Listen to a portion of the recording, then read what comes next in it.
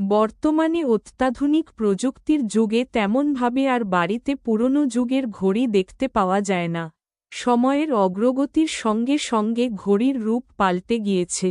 বড় ঘড়ি থেকে শুরু করে লাইট সিস্টেমের ঘড়ি এখন চালু, বাড়ি থেকে শুরু করে হোটেল অথবা রেস্তোরাঁয়। এর পাশাপাশি এখন প্রায় প্রত্যেকের হাতেই স্মার্টফোনের সঙ্গে স্মার্ট ওয়াচ। ফলে আর দেওয়াল ঘড়ির দিকে সেভাবে কেউ তাকায় না। তবে বীরভূমের রামপুরহাটের এই বাসিন্দা সংগ্রহ করে রেখেছেন প্রায় ১০০ বছরেরও বেশি পুরনো দেওয়ার ঘড়িটি। বীরভূমের রামপুরহাটের বাসিন্দা সামাদ আলী মাত্র ১৩ বছর বয়সে তার দাদু হাজী রহমত শেখের কাছে জন্মদিনের উপহার হিসাবে পেয়েছিলেন এই ঘড়িটি। তবে থেকে আজও সযত্নে আগলে রেখেছেন এই ঘড়িটি। পাকা কাঁচা বাড়ির দেওয়ালে আজও লাগানো রয়েছে ঘড়িটি।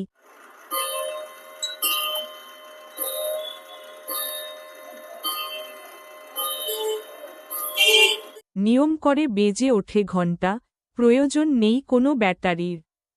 একটা বাজলে একটি ঘণ্টা, দুইটো বাজলে দুটি ঘণ্টা, এমনভাবেই সময় দেখায় ঘড়িটি।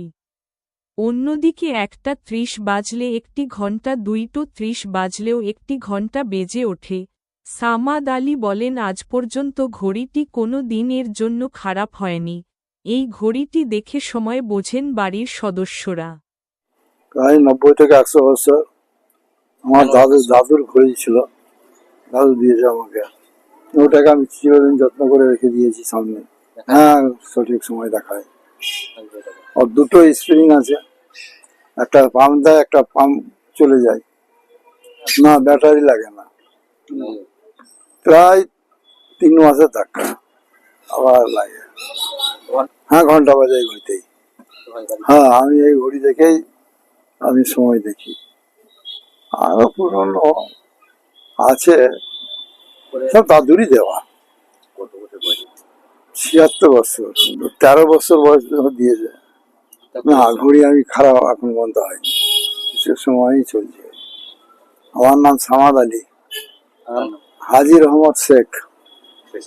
আমি টেলারিং ছিল আমার।